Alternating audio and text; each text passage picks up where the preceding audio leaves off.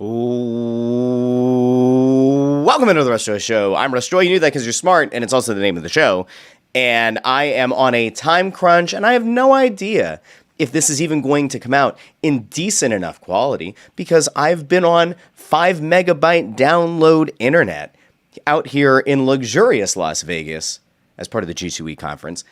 And I have to tell you, maybe for the first time in my life, I was happy that I didn't have to live through every up and down of postseason action for your team, your town, your Philadelphia Phillies. Now, I'm going to tell you right now, I watched these games, and I didn't have the luxury of watching them in my own home, making my own food, using my own bathroom. I watched them in the Venetian Hotel, which is not the one I'm staying in. I watched them at the Caesars Sportsbook. And I watched them around a lot of dirty, stinking Mets fans. There were some Phillies fans in attendance, but it was mostly Mets fans. And so I had this idea. I was like, I'm going to do a show, an instant reaction show. And what I kept forgetting like an idiot is I'm out 3 hours behind everyone else. So an instant reaction for me by the time I got home, back to the hotel, wasn't going to make any sense. I don't want to go into a full episode. That's going to be tomorrow. That's going to be after I get back from my flight very late tonight. I will turn right around tomorrow morning and I will do a regular Russ Joy Show from the comfort of my home. But I wanted there to be a reaction show because I have to get a few things off my chest before we get into something that's kind of a post-mortem. And I went back, and one of the things that I kept coming back to was this notion of, I swear I told people that this was not a good matchup. I swear that I told people this wasn't necessarily going to be the easy run that everyone thought it was going to be. I kept telling the people who would point to, well, it was 7-6. You know, the Phillies were 7-6 against the Mets, but 4 of the Mets wins came in games that Taijuan Walker pitched. I kept saying the talent disparity gets wiped away when you're playing against a division rival in the postseason. But then I went and I thought back about it because I was like, I swear that I, at some point, expressed some real concerns about this team and how this team would perform in October. And so I went back and I thought to myself, because this wasn't a matter of me trying to be right. I told all of you last week that I wanted to be wrong and that I wanted the Phillies to do very well, go on a nice long run. It's good for business. It's good for my regular job. It's good for content here. I don't want to have to get stuck talking about an Eagles team that likely will underwhelm us. I didn't want to have to already start diving into, Flyers talk for a few weeks until the Sixers came back. The Sixers were a regular season team. No, I didn't want to have to get into that. And yet I went back and I was like, I'm pretty sure that I voiced some concerns. And so what I'm going to do as part of this reaction show today, before getting back into the swing of things from the comfort of my own home on Friday, is I want to take you guys back to something that I said right after the trade deadline. A week after the trade deadline, when I started to raise significant concerns about this team and whether or not they would be able to find success, just flip the switch and turn it on for the postseason. And I'm going to tell you right now, spoiler alert, I said that a lot of the bad things that were going to happen were going to happen. And a lot of them came to fruition. Now, I'm going to skip around here because there's some stuff in here about the NL East that really doesn't matter in the grand scheme of things. And ultimately, the Phillies won the NL East. But follow me. We're going to do a little in and out here. And I'm very close to having to check out of my hotel. Do I care? No. I do this for the content. All right, let's just go back to the show from August 6th, where I voiced a few of the concerns about the Phillies and wondering whether or not it was going to work out for them when we got to October. Let's go over there real quick. They essentially are on this very tenuous footing because for all of the positivity that people felt around this team, including myself for a long stretch, yes, I saw the holes, but I said, they're good enough to overcome them. If the pitching comes up short, the lineup hits. If the lineup gets a little bit cold, the pitching has overachieved. Great. The problem is that over the last few weeks, this team has just fallen off a cliff. The bats get cold for extended periods of time. They look unbelievably inexperienced. They often look, the way that they approach their at-bats, like a team that should be on the younger end of things. Okay, let's, can we get to that really quick? Did that come to fruition? Did this Phillies lineup full of veterans, a veteran-laden lineup that is making beaucoup bucks. Did that lineup look like a veteran lineup? Something makes me say no. By the way, Joe Papel is spot on. It is the same shirt. It's almost like I planned it. I didn't, but it's almost like I did. All right, let's go back over to the guy who had shorter hair at the time. Let's go back to him really quick. A bunch of inexperienced guys. Bryce Harper, although he's had some hits in the last few games, took like a 7 or 8 game stretch of looking like an absolute shell of himself. And by the way, because I know that, Bryce Harper kind of walks on water in the minds of a lot of people. If Bryce Harper hadn't been a total 0 against the Guardians, hadn't been a total 0 against the Yankees, you're probably still talking about a team that, while they have their faults, is still in a pretty comfortable position in the NL East. The Phillies are now all of a sudden only 5.5 games up, and a lead that was at one point 9.5 or even longer, and you had the chance multiple times to put your foot on the throat of the Braves and on the Mets. You let them stick around, and we've seen it every year. Baseball repeats itself ad nauseum. Each and every year, we watch it happen. Maybe not in the NL East, where the Braves have often been, in recent years, so far ahead of everyone else. But in Major League Baseball, in a 162-game season that is far too long, we see it every year. A 5.5-game lead disappears. A 9.5-game lead, if you let a team hang around, is going to come back and become a 3.5-game lead before you can say, holy shit. It happens every year. And the Phillies had multiple chances to put the Braves out of their misery, or to extend enough of a lead that even with the no... Now, I just want to go back to 2 things there. Bryce Harper, he had moments in this series. Was Bryce Harper a dominant performer in this series? No.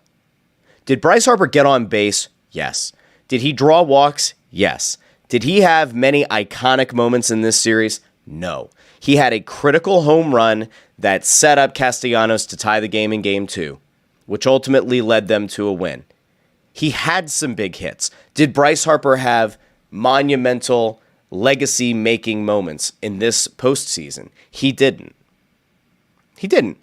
I'm not going to blame Bryce Harper. I don't really think it was his fault. I think he's one of the very few guys on this team who gave you relatively decent production and was relatively consistent. Iconic moments, no.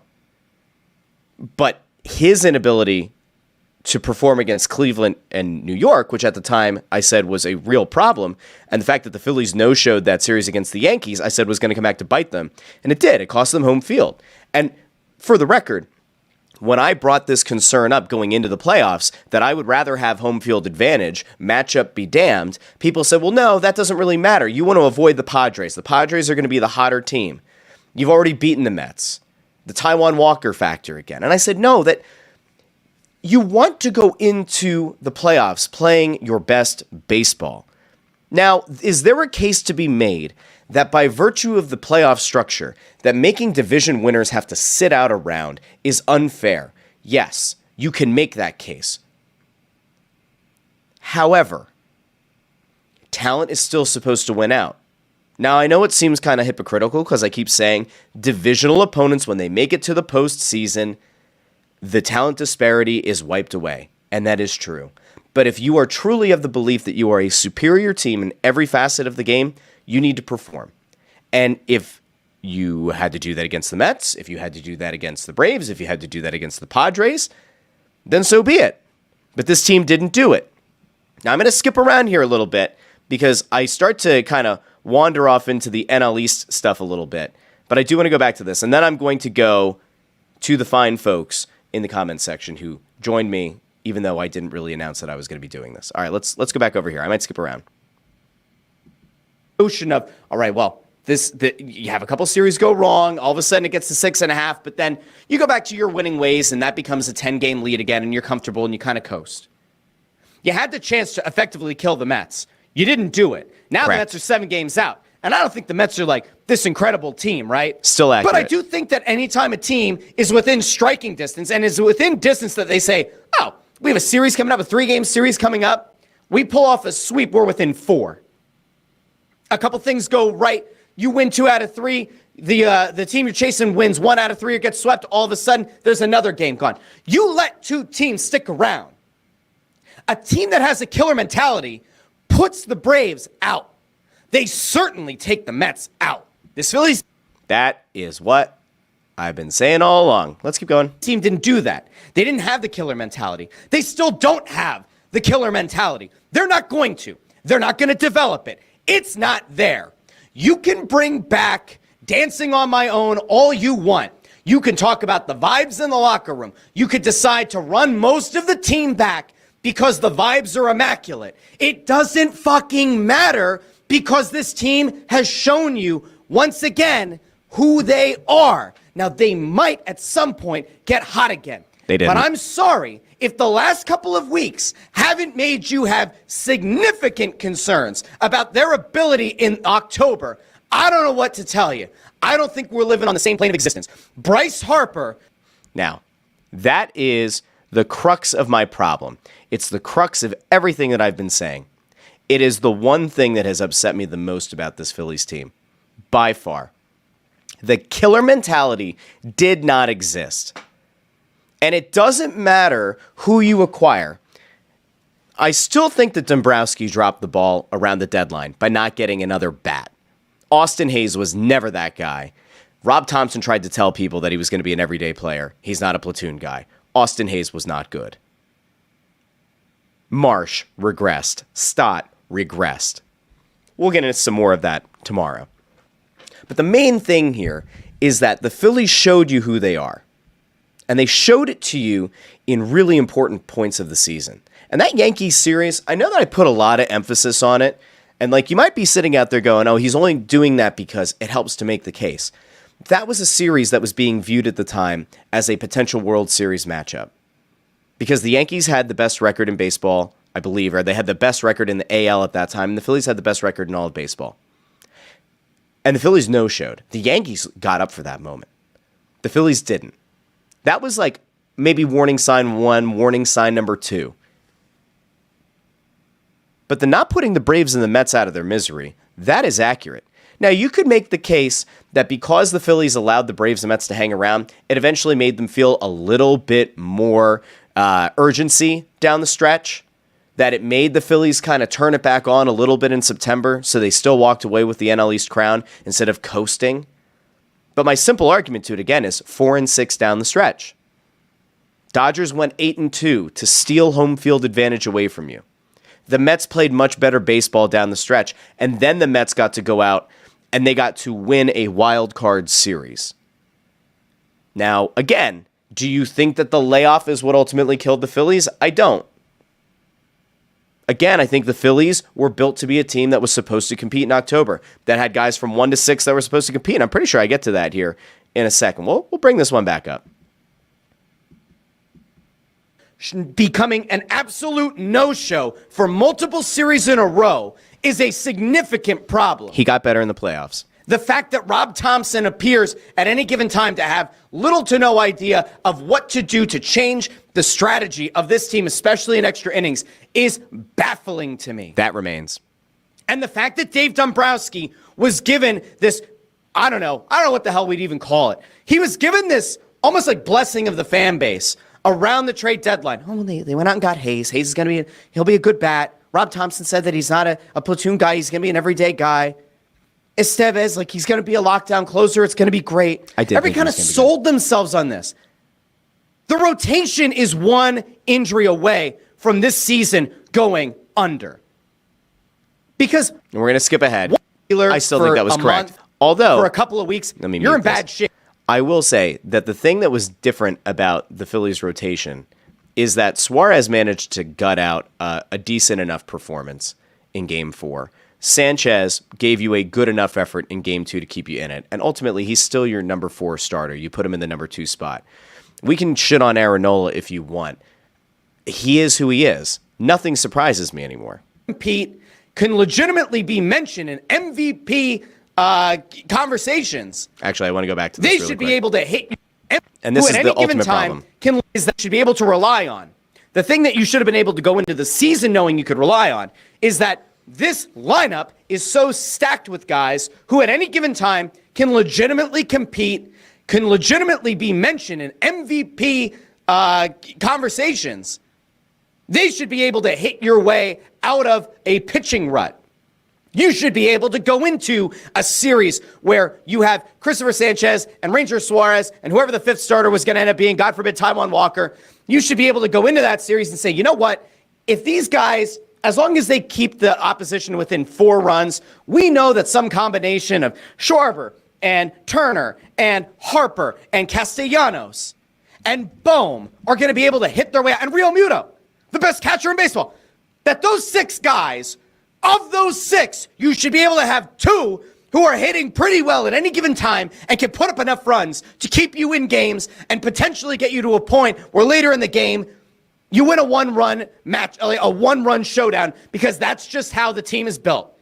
You put all this money into the lineup, and they went cold. They went dark. And the worst part is they did it mostly at the same time. Now, you could have this moment where you kind of rein it back in, and you say, but Russ, they all went cold at the same time, and they haven't lost the division lead yet.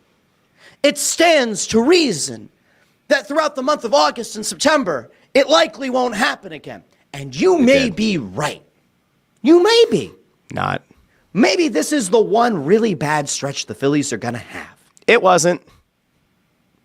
But there should be a concern here, because October doesn't give you multiple series to figure it out. If your bats go cold, you die. That's it. If you're hitting no-shows, if your MVP, Bryce Harper, no-shows, you lose. If JT Realmuto doesn't become the best catcher in baseball again and rediscover his confidence, you lose. Correct. If any of the 6 guys that I mentioned really fall off a cliff, Nick Castellanos, book it, you're going to put yourself in a really bad spot. And it also doesn't help that Stott has kind of gone back and forth, but really hasn't looked that great over the last month and a half. Continued. That Marsh is really a platoon guy. Correct.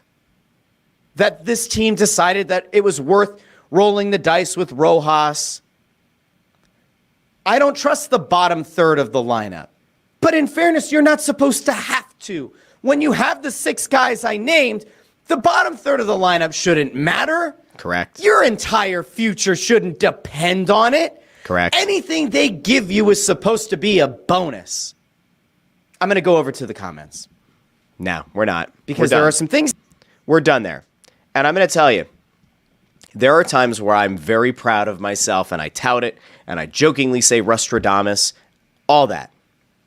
This is one of those times where if you go back, this is the beauty of doing this show. I encourage people, go back and find me where I said from any time post-trade deadline on this show that everything was going to be fine, that the Phillies had no concerns, and that they were going to go barrel their way to a World Series win. I said I hoped they would. Said I hoped that their players would show up.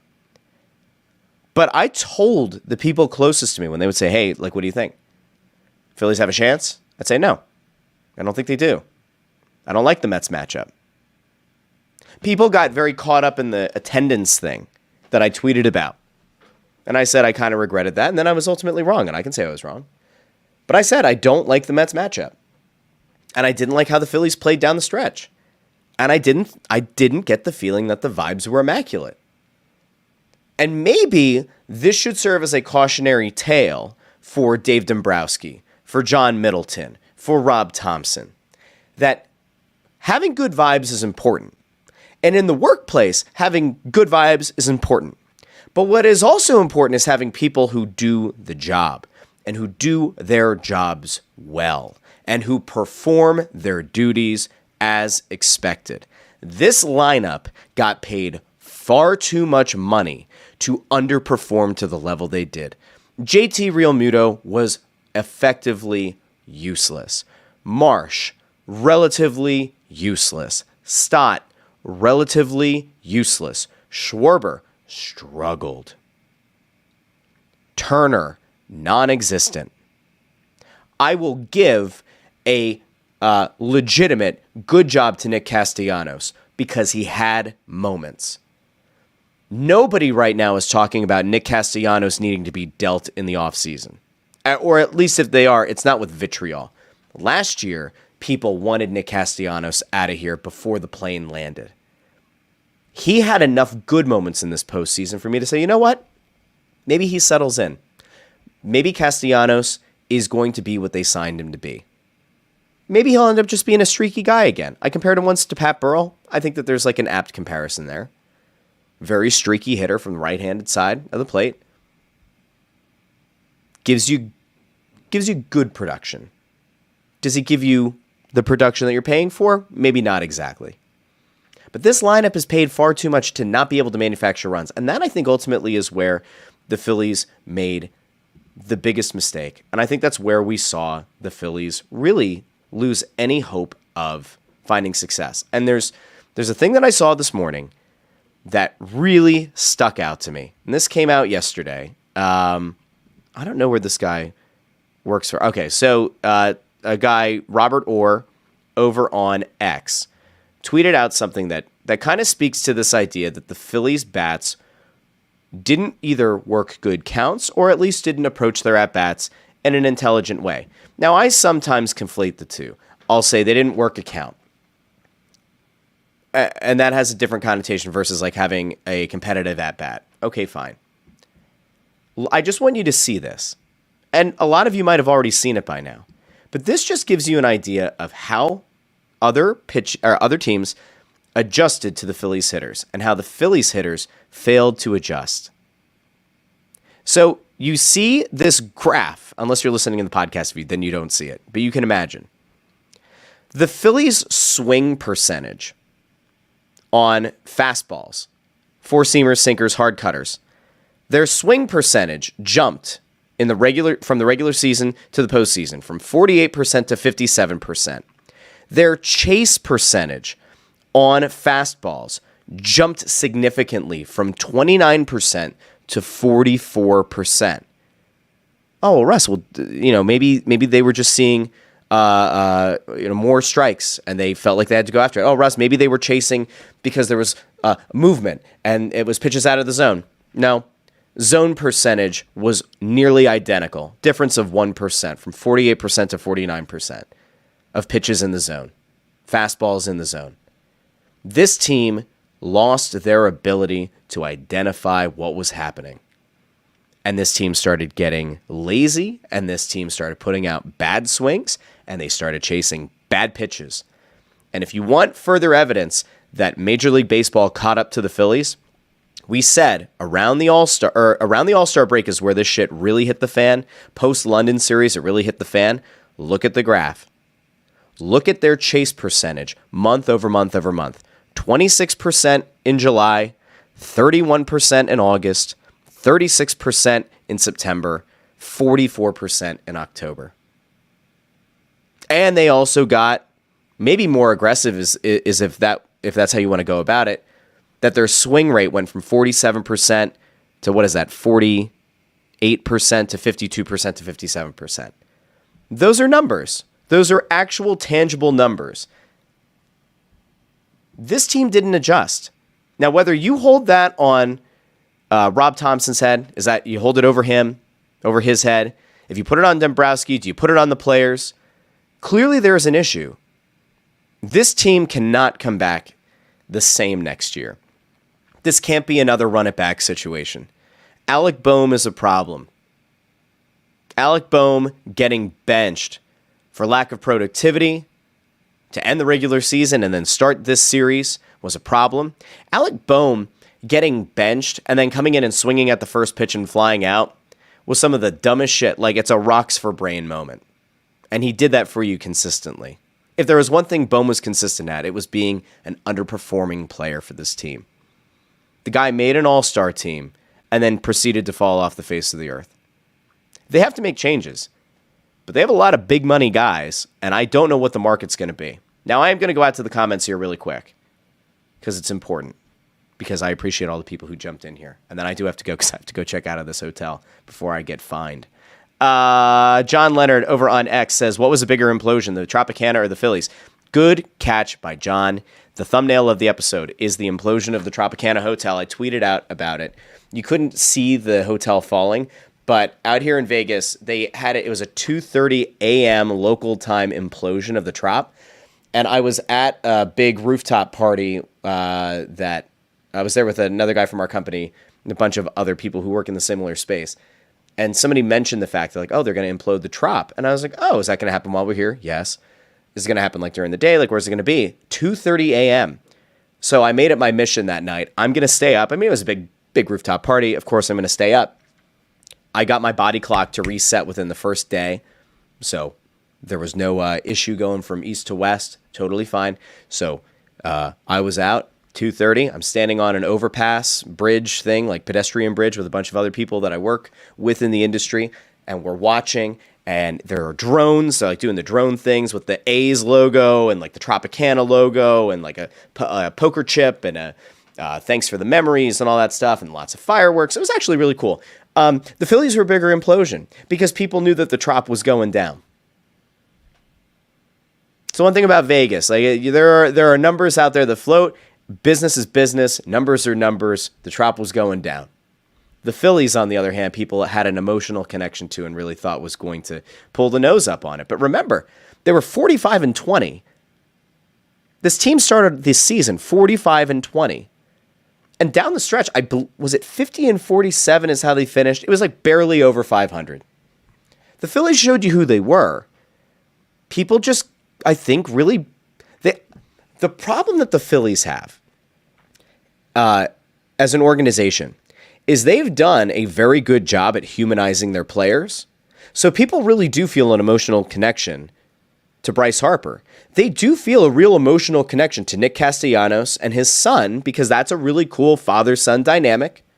They feel an emotional connection, or some people maybe just like the idea of the daycare. So they feel connected to those guys. And last year, people kind of viewed, and the year before, they viewed Marsh and Stott as being potential future pieces. Stott was getting compared to Chase Utley. That obviously did not come to fruition. The expectations on this team weren't in line with what we saw post All-Star break. They never were. And people just thought that the Phillies would flip a switch. And I believe it was JT Realmuto was quoted after Game 4 as saying, we know we didn't play our best baseball down the stretch, but we really did think that when October got here and the playoffs arrived, that we were going to be able to flip a switch, and it never happened. All right, we're going to go over here. Chris Freed says, I say Eskin put a kiss of death on the team. When a suspension was publicly announced, the team started faltering. It was before that. Let's see. Ford checking out some positivity today, depending on what you think of positivity. Says that we agree on the Phillies completely. Joe was commenting on me stopping myself. Ford says, I push back on the whole don't tell people you said it stuff, because this is sports talk and you can absolutely refer to your calls you've made correctly and incorrectly. In fact, you should. I will tell you, it's the one thing that I really do take some serious pride in. When I'm wrong about something, I will gladly tell you I was wrong. And if I tell you I didn't say that and you find the clip and you show me that I did, I'll bring it on the show and I'll tell you I was wrong. Unfortunately, I wasn't wrong about this team. I would have loved for the Phillies to go on a deep run. I would have loved to have gotten to have an opportunity to take my family, take the kids and my wife to an NLCS game, or to take them to a World Series game. Core memories. They're huge for little kids. That has been taken away. We don't get that chance. Joe Papel says, first round buys work in football, not in baseball. That's correct. Chris says over on YouTube, baseball can bank coin here by fixing the playoff issue. Go to 8 teams making the playoffs in each league. Just got cut the season back down to 154. Here's the problem. I've seen the idea thrown out there before about what if you let the top seed pick their wild card opponent, which I don't hate. It's actually kind of similar to what I thought the reward should have been for the team. What was it? It was around the NBA in-season tournament. I thought that there was something they could have done around that, or even with the play-in games in the NBA, would be interesting to see them allow the top seed to pick their opponent. It'll never happen, but it would be interesting. I got to run that back in my head and think of, like, I know that I had pitched that in another league before. Dersh says they are who we thought they were, and also is advocating for fire sale. Brianna Torres comes in and says Phillies, I think it's supposed to be Phillies win in 2015 or 2025. Maybe. They're going to have to make some significant changes to the roster. You can't possibly do the run it back. I don't see it. Dersh says, it doesn't matter what anyone says. Castellanos summed up the whole attitude. You fucking people. Yeah, maybe. Joe Papel says it'd be interesting to see the comments that went along with Russ replaying it. Yeah, I didn't bring up any of the comments from that original episode. It would have been a little bit too complicated. Dersh, millions of dollars in analytics and forecasting outweighed by vibes. GTFO. Ford says they lost to Arizona due to their inability to manufacture runs, and they did nothing to make that better. And that, yes, and then it happened again last postseason. They went out and got Whit Merrifield because they thought that he could be a contact hitter that would provide some balance to a lineup that is predicated on the long ball. That didn't work. I don't know what to tell people. Joe Papel mentioned about Burrell and Worth, how they protected Ryan Howard. Ruben never replaced them. The one thing I will say, I mean, again, I'm going to give Castellanos some of his flowers here. Castellanos is not why they lost the series. He had some frustrating at-bats, but he had some productive at-bats. He wasn't the reason they lost. He wasn't even close. Dersh thinks that the Phillies are going to run it back twice as hard. Good God. Michael Sirkin, I don't remember this name on YouTube, but hello, Michael. Don't forget to hit the like button and subscribe to the channel. Don't forget about the drive to 500. If you've missed it, the drive to 500 subscribers. If you subscribe to the YouTube channel, we get to 500 subscribers within the 7 days that follow that date, whatever it is. Let's just say it's October 15th. We hit 500 subscribers on the Russ Joy Show channel. 7 days from that date, I will pick a random subscriber to the channel. That person will win the jersey of their choice. It could be a Philly sports team, could not be a Philly sports team. At this point, given how things are going, you might not want to get a Philly sports team jersey, but a value of up to $175 could be any league, as long as it's readily available and from like a legal place to buy jerseys. You get to pick it. So subscribe to the channel. It is free to you to subscribe. Let's get to 500 subscribers. Joe Papel brought up Tropicana Field. It is horrific. We might talk about that on Friday's show. The images that came out of that were just truly terrible. Dersh corrected the down the stretch record, 50-48. Joe says practically a 500 team lost to the hottest team in baseball after the Mets recovered from an awful start. That is actually the truth. The Mets got off to such a poor start. Remember, they had injuries. They finished, I think it was post All-Star break. They had the best record, or one of the top 3 records in baseball. It was a tale of two teams, almost inverse trajectories for the Phillies and the Mets. Nick DeCristo says, I half expected this from the offense. We've seen it before, but I never expected Hoffman and Strom's balls to shrivel up so much. The bullpen is a legitimate concern. There's no erasing that. There's no denying that the bullpen was a problem. Strom disappearing like he did was horrific. Hoffman, not good. Not in the least. Estevez, very disappointing giving up the grand slam. I will point out that Estevez is supposed to be your closer. I understand the desire in a high leverage situation to put him in there and try to get the outs and try to maybe like turn a double play.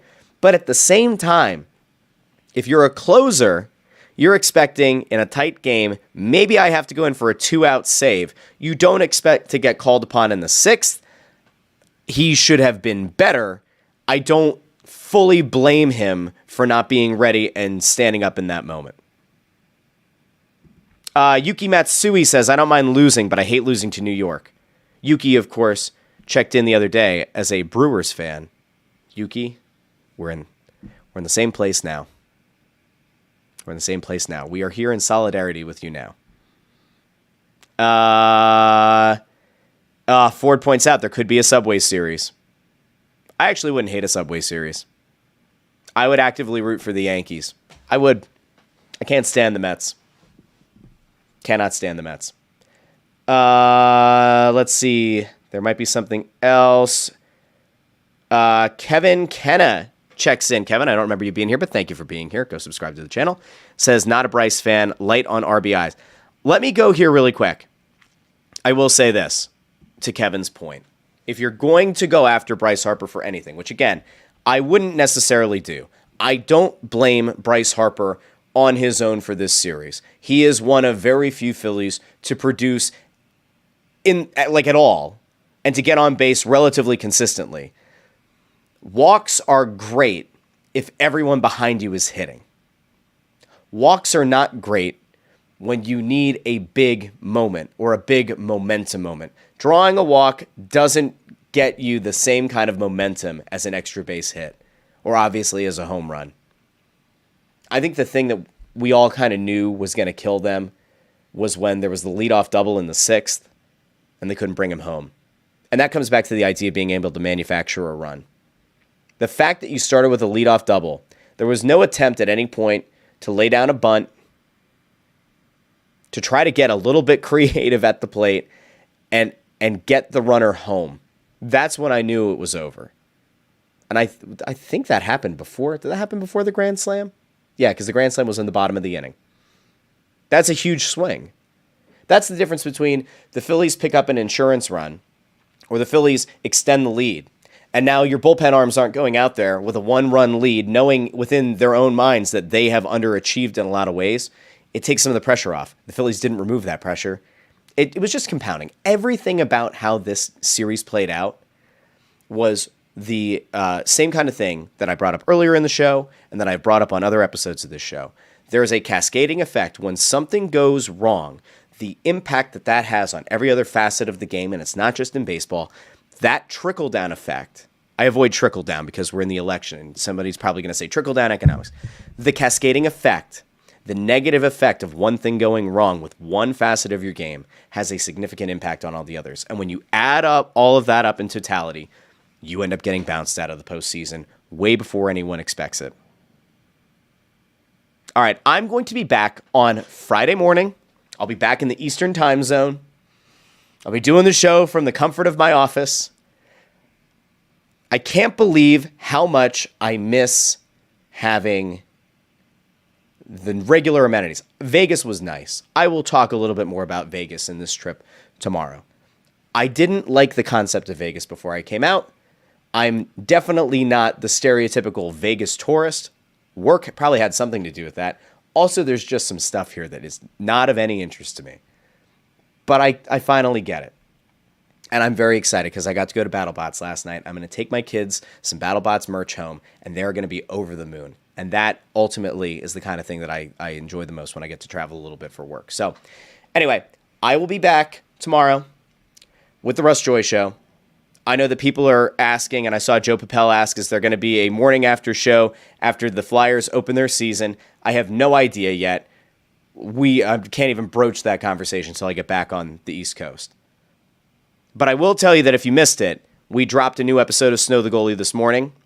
It is an episode that we did with the Flyers Brain Trust, with Dan Hilferty, with Keith Jones, with Danny Briere. If you haven't checked it out yet, when this video is over, usually it pops up the different channels and everything.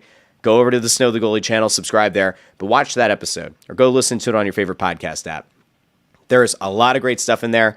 An interesting nugget from Danny Briere about Kolosov and some things that they didn't know about Kolosov and his whole situation. There's a nugget in there about Keith Jones comparing Jet Lashenko to Rod Brindamore. There's a lot of really interesting stuff in there. Hilferty also gives some thoughts at the very end about 76th place and about Mayor Parker backing the Sixers Arena project. So go over there, check that episode out, and then join me Friday morning, 8:30 a.m. on the Russ Joy Show channel on YouTube. I want to thank everybody who joined me live today. I couldn't believe that anybody got in here, and yet they did. I appreciate all of you. I really do. Go subscribe to the YouTube channel. Get yourself entered in the drive to 500 subscribers, and maybe you'll end up winning that jersey of your choice, value of up to $175. If you haven't done so already, like the video because that's important. Share the video. That would be nice. Subscribe to the channel. Everybody have a great rest of your day. I will talk to all of you Friday morning here on the Russ Joy Show. Until then, have a great day, everybody.